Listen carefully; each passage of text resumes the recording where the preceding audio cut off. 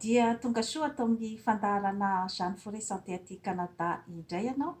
Ny fandaharana izay voaboasako eto zany dia momba ny fifanankalozana ihany amin'ny fifampitaizana amin'ny samy maha-malagasy. Ny lohateny izay voaboasantsika eto zany dia ny hoe préjugé na ny fitsarana ivelany zany. Inona moa ny atao hoe préjugé? Ny préjugé dia ny fanombatombanana olona iray amin'ny alalan'ny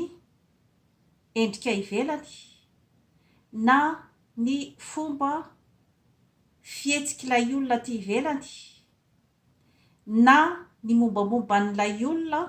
izay hoe voasokajin'ny fiarahamonina fa rehefa olona toy izao dia ohatran'izao. Izany hoe tsy miditra tanteraka zany amin'ny famakafakana sy ny fandiniana hoe iza marina moa io olona io, fa miantehatra fotsiny zany amin'izay hoe fomba fijery ivelany izay zany izay no atao hoe préjugé na fitsarana ivelany. Mbola majaka dia majaka zany io karazana fomba fijery io zany eran'izao tontolo izao eto ambonin'ny tany. Indrindra zany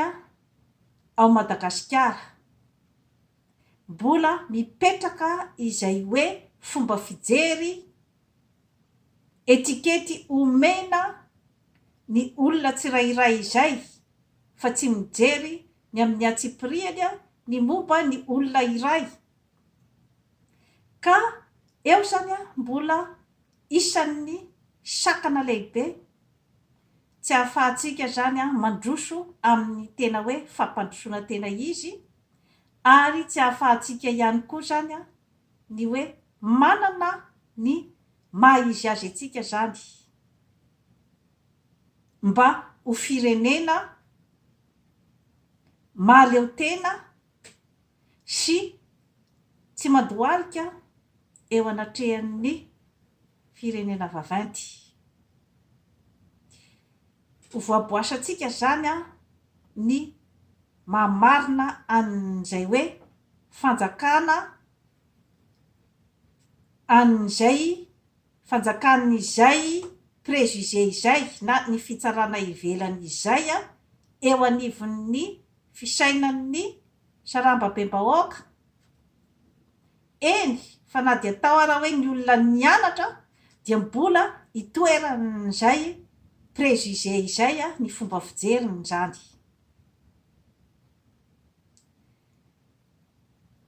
Ny zavatra tena mety asolafaka zany atsika olombelona manoloana an'io préjugé io dia ny tsy fahafantarana ny opportunité izay mandalo amin'ny lalana izay alehanao, fa satria tonga dia ilay fitsarana ivelany no anivananao zany ny olona izay mety ahatsaranao sy ny olona izay mety animbanao, satria resaka fijery mamirapiratra ivelany fotsiny zany no anasokajianao olona anankiray fa tsy mijery ny tena hoe maha izy azy any olo io. Raisiko ohatra zany raha ohatra zany hoe aty amin'ny firenena vaventy zany toy ny Amerique du Nord, eo amin'ny resaka préjugé, raha ny akabiazany zany dia hoe raha ny mbola fotom-pisainan'ny akabiazan'ny olona zany aty dia ny hoe raha vao olona mainty hoditra dia tsy misaina, tsy intelligent, ary mbola manana fotom-pisainana mirefarefa amin'ny tany. Izay zany ny azy no tonga de ohatrany hoe zavatra apetraky ny fiarahamonina zany izay zavatra zay. Ary dia misy ny ray aman-dreny izay mampita ny zavatra ohatran'izany zany any amin'ny zanany,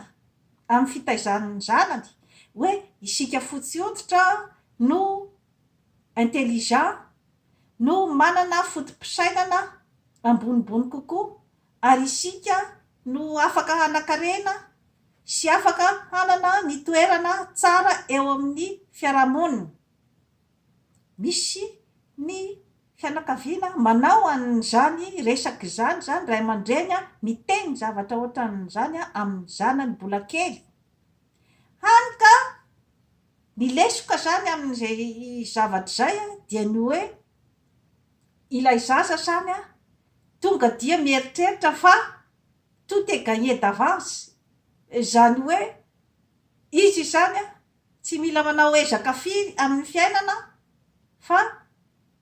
efa nolazaina azy fa izy no misaina, izy no manana ny intelligence ambonimbony kokoa. Mety miteraka fahadisom-panantenana ho an'ilay zaza nefa izay firesahana aminy mialoha amin'izay toe-javatra zay, satria ho diso fanantenana izy rehefa tonga any am-pianarana fa misy zaza mainty mahay lavitra noho ny rehetrarehetra, ary misy zaza mainty major de promotion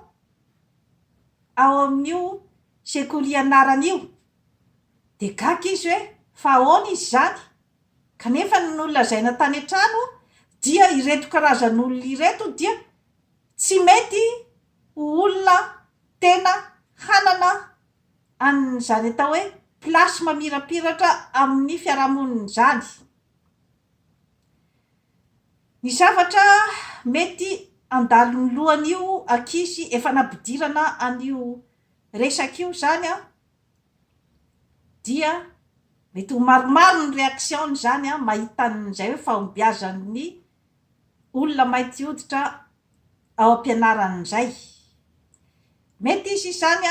tsy anaiky ohatra, tsy anaiky hoe fa ahoana zao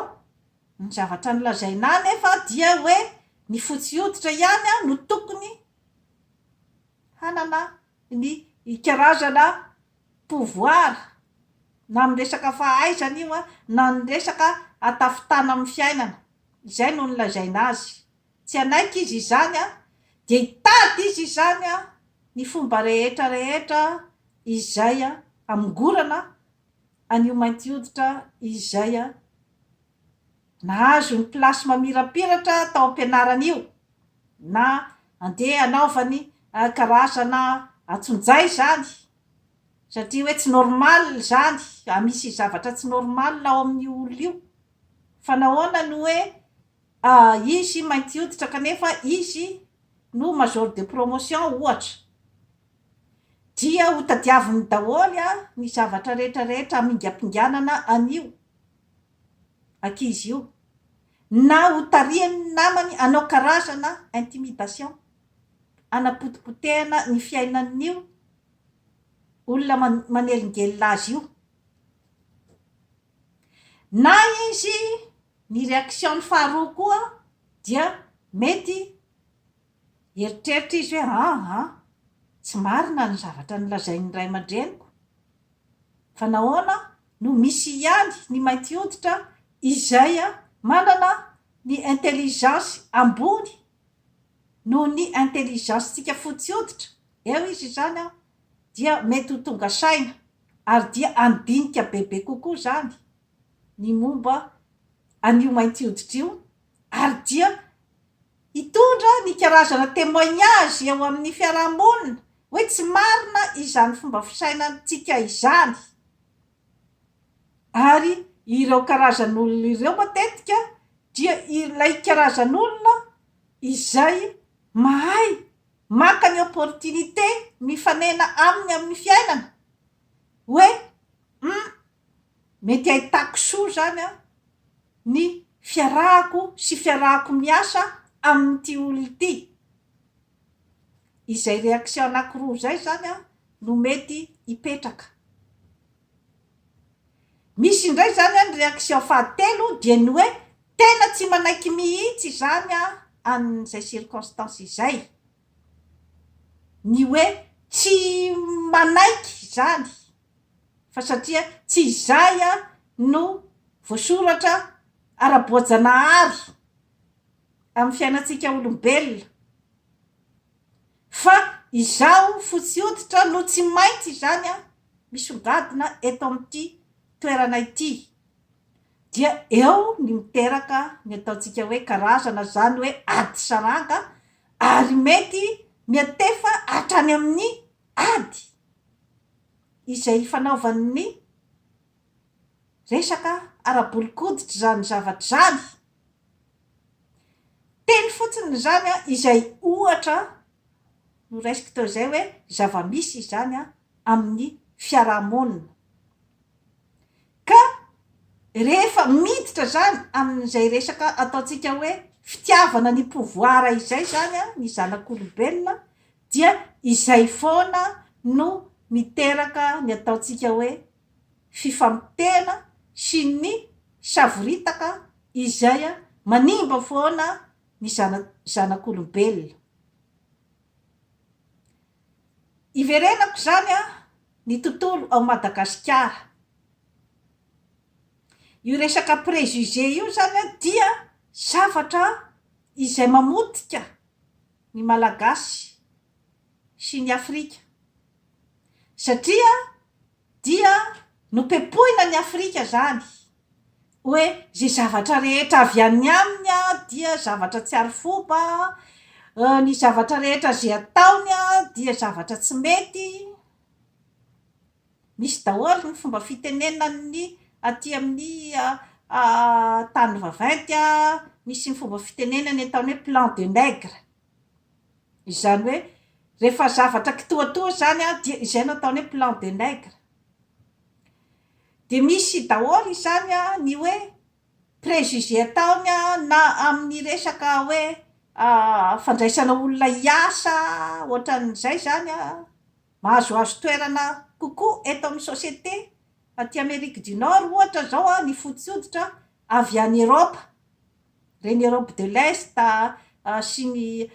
frantsay sy ny sisa zany, mahazo priorité kokoa zany reny a raha ohatra ka amin'ny oharina amin'ny mainty hoditra zany. Fitrangan-javatra daholo zay zavatra zay amin'ny fiainana, hany ka miateraka izay zavatra zay zany a dia miatefa any amin'ny fomba fisainan'ny mainty hoditra zany a izay zavatra zay. Isan'izany zany a Afrika sy Madagasikara, izay hoe fanapepoana avy amin'ny firenena vaventy izay, hoe zay zavatra rehetra avy any Afrika dia zavatra tsy manjary. Ny olona rehetra avy any Afrika dia olona tsy azo atokisana. Izay zany a no ohatrany hoe efa petrany zany a amin'ny fiarahamonina. Ny zava-misy zany ateraka izay zavatra zay a dia miteraka karazana complexe zany a zay zavatra zay a, sy fanambaniana tena sy ny tsy fitokisantena eo amin'ny olona avy any Afrika tafiditra ao anatin'izay koa Madagasikara, satria dia isika ihany ane no mamerimberina ny hoe vita gasy e. Kanefa rehefa tena dinianao, jerevanao akaiky ny zavatra rehetra hoe vita malagasy a, dia tsy misy mihitsy zany a ny hoe mahalatsa-danja azy manokana raha par rapport zany ohatra hoe amin'ny zavatra vita sinoa ohatra, na resaka artisanat zany ny tiako tenenina amin'ny ankapobeny. Ny lamba lasoany ny lamba landy ohatra ny tia anaovako ty, de ty ny atao hoe soie brute, zany hoe tena hoe en état original, fa avy amin'ny lasoa nge no anamboarana ny hoe reny akanjo lasoa mamirapiratra entina aty amin'ny tany vaventy ireny. Tsara ho fantatritsika zany zavatra rehetrarehetra izany. Ary ny lambalandy dia zavatra tsy mety potika. Na ho firy taona ianao no mitondra an'iny, na ho sasana impiry. Zany zavatra rehetrarehetra izany dia tokony zany hoe hodiniantsika malagasy daholo momba an'izay zavatra rehetrarehetra izay. Hany ka ilay zany fanambaniana foana ataon'ny firenena vaventy zany dia miteraka ny karazana fanambani-tena miaiky zany ny Afrika sy Madagasikara fa ambany tokoa zany izy raha oharina amin'ny firenendehibe. Ny akabiazany zany, ny ankamaroan'ny fomba fisainana dia ohatran'izay. Kanefa raha ohatra ka adiadinao tsara ny zavatra rehetrarehetra dia resaka fomba fijery. Izay no tena hoe mibahana zany ny fomba fijery anao. Samy manana ny fomba fijeriny. Ny fotsy afaka avadika ho mena, afaka avadika ho mainty amin'ny fomba fijerin'ny olona. Fa saingy ianao izay anaovana an'ilay fomba fijery zany no tsy maintsy miezaka zany manova an'izay fomba fijery izay ary manasongadina ny tenanao amin'ny tena valeur tokony isy anao. Raha vao tsy mamolavola ny personnalité ohatran'izay zany ny olombelona eto ambonin'ny tany dia izay no miteraka foana an'ilay karazana ataontsika hoe fanambaniana ny tenanao. Ary raha vao ianao manambany ny tenanao, ianao tsy tia ny tenanao dia iza moa zany no tia ny tenanao alohanao, ary iza no hanome voninahitra anao alohan'ny tenanao. Ary rehefa ny olona no misavoritak'izay estime de soi sy confiance en soi zay ao aminy dia mampikorotana ny taova rehetra ao aminy, mampikorotana ny sainy, mampikorotana ny personnalitény izay hitantaratra ty ivelany. Ny olona ty ivelany maheno an'izay fikorotanana ao aminao zay dia izay no mahatonga an'ilay karazana rejet avy any amin'ny manodidina. Satria raha ohatra ka ianao mihitsy no tsy milamina amin'ny fomba ahoana moa zany no ahasarika ny olona any aminao. Fondamental izay fikojanao ny personnaliténao izay alohan'ny idiranao zany ao anatin'ny société na aiza na aiza. Satria rehefa tsy milamina ianao dia na andeha aiza na andeha aiza, na amin'ny fiarahamonina manao ahoana na amin'ny fiarahamonina manao ahoana dia ahatsiaro tena foana ianao fa voailika. Izay zany no amerimberenako foana ny resaka hoe développement personnel eto. Satria efa fomba ny zanak'olombelona izay resaka préjugé izay. Tsy ianao akory no afaka hanovan'izay. Tsy ianao no afaka hanova ny fomba fijerin'ny olona anao. Tsy ianao no afaka hanova ny olona. Fa ny tenanao no mila volavolaina hiatrika an'izay karazana préjugé izay. Dia amin'ny alalan'ny fahafantaranao ny valeuranao, ny fahafantaranao ny faiblesse-nao, ny fanananao ny fitokisantena, ary ny fanananao ny fitoni-tsaina manoloana an'izay zavatra rehetrarehetra izay. Ka isaky ny andeha hiditra amina société anankiray ianao dia tokony mahalala an'izay karazan-javatra izay a malala miantisipe mamina viana diany mialoha ny zavatra mety hitranga ao anatin'io fiarahamonina io izay misy karazan'olona samihafa tokony efa mamina viana diany mialoha ny mety ho ao anatin'ny eritreritrilay olona kanefa dia efa tokony miomana ianao amin'ny pitoniana ny fiatrehana an'izay karazana confrontation izay satria ao anatin'ny fiarahamonina dia misy foana ny mieritreritra ny tenany ho ambony na resaka volon-koditra io na resaka firazanana io na resaka toerana eo amin'ny fiarahamonina tsy anao akory no aniova azy ary misy foana ny olona izay eritreretina fa hoe ambany eritreretina fa hoe tsy manana ny plasy malazalaza ao amin'ny fiarahamonina ary olona foana eritreretina fa amin'ny saranga ambany na resaka fiodirana na resaka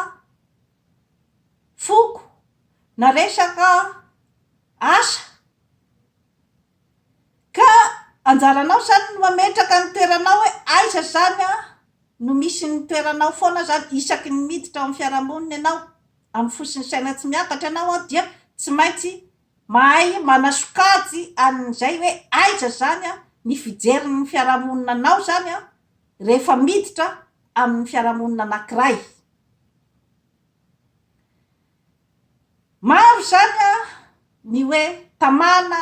mipetraka zany ao anatin'izay hoe izaho dia atao amin'ny saranga atao hoe olona manany maha izy azy a atao amin'ny fiarahamonina ohatran'izao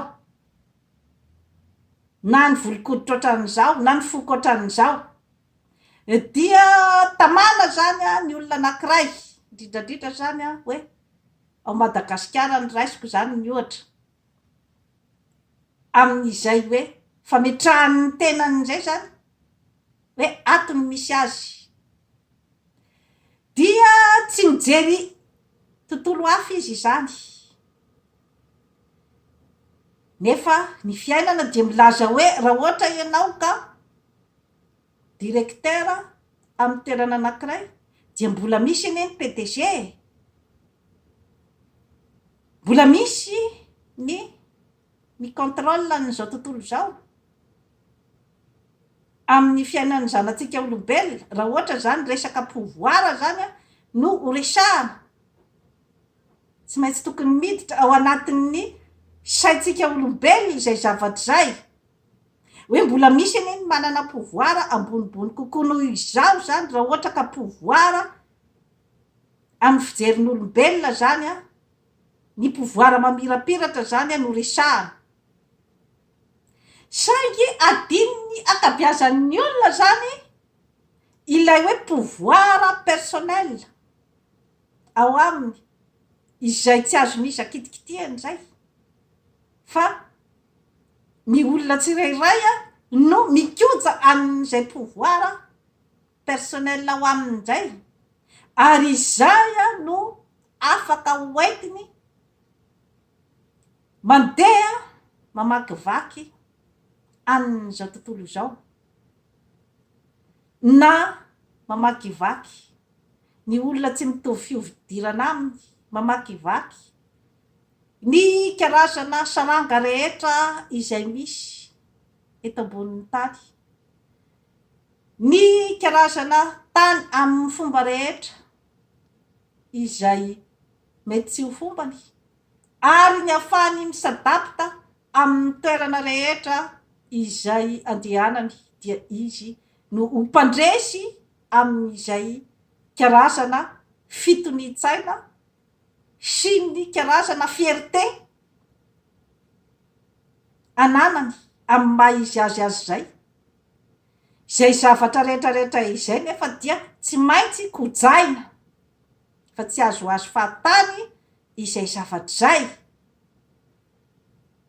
ary ny pouvoiran'ny fahamarinana rehefa zavatra marina de marina zay ny anarany, tsy misy afaka mandahan'izay. Ka eo amin'izay resaka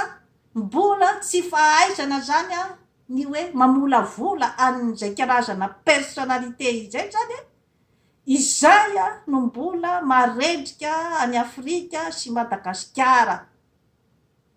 izay hoe fahafantaranao ny valeuranao izay, satria rehefa pepoina dia tonga dia manaiky, adiadio amin'ny antsipiriany zany a ny hoe misy ny atao hoe lalàna, tokony manaraka lalàna ianao rehefa hoe zay ny lalàna mipetraka amin'ny fiarahamonina.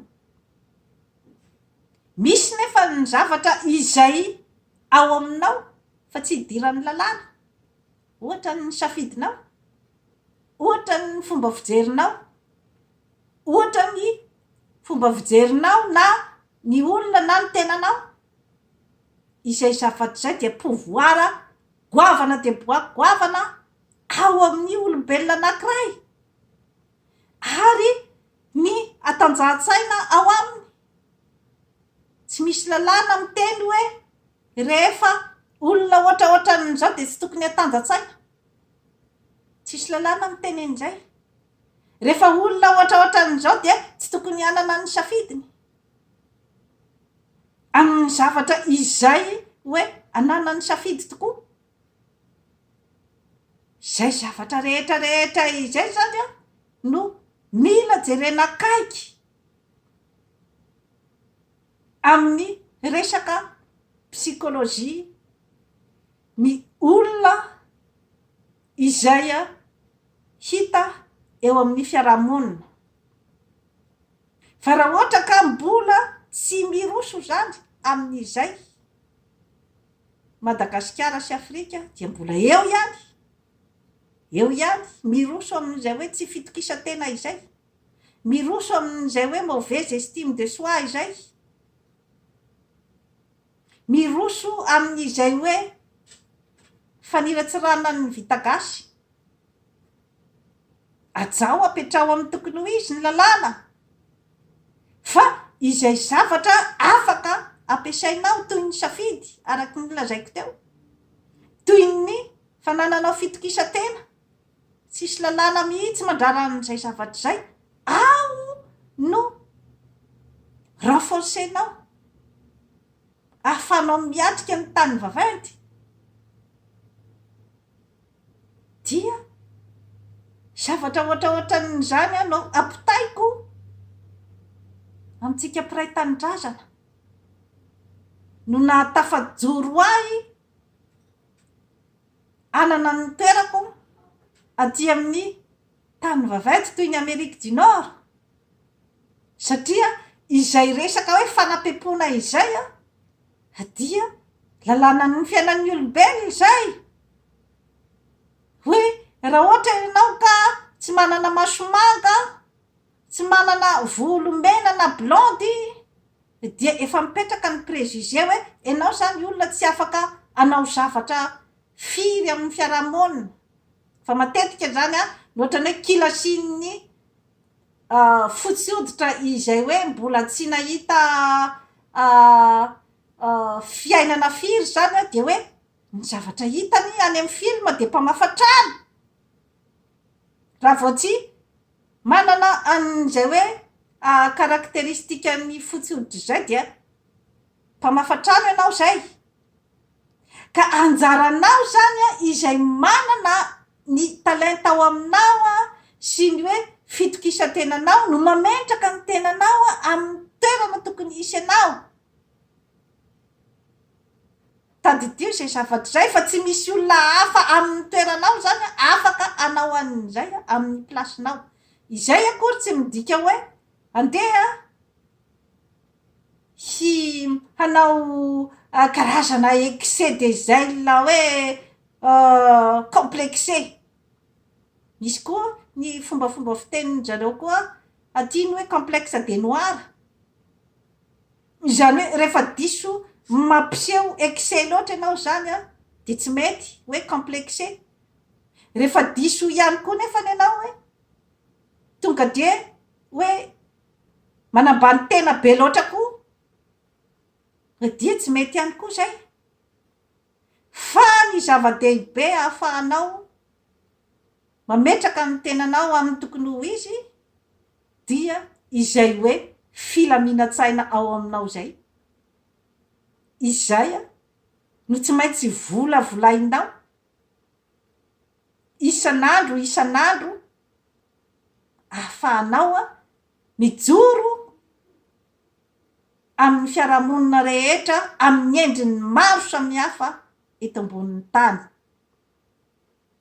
Idirako iverenako ny ao Madagasikara mbola misy ny karazana fifanambaniana préjugé amintsika samy malagasy izay hoe tsy sahy tenenina io zavatra io nefa dia zavatra misy amin'ny fiarahamonina izay mbola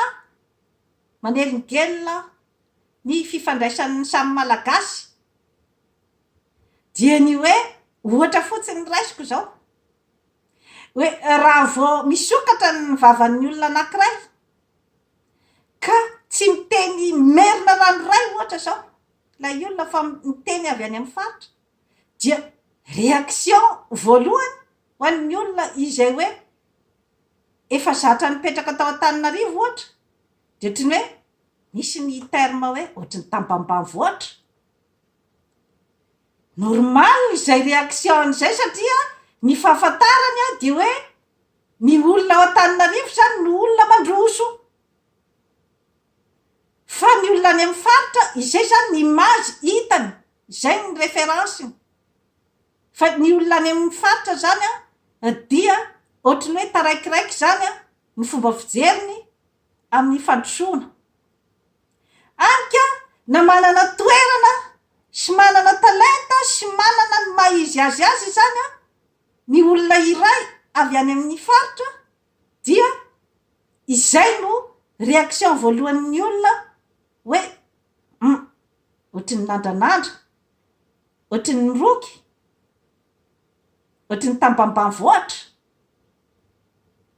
zay tsy azotsika laviny zay zavatra zay dia mety manome karazana zany ohatrany hoe influence amin'ny olona manodidina izay hoe remarque zay zany ohatra zany misy olona izay hoe toteny amin'ny fiarahamonina anankiray nefa mandefa an'izay karazana fitsarana ivelan'izay zany amin'ny olona iray dia mety na ny mpamafatrano dia tsy hanaja any olona izay lazaina fa ohatrany tambambanivohitra io nefa olona izay manana ny maizy azy olona izay tsy mena mita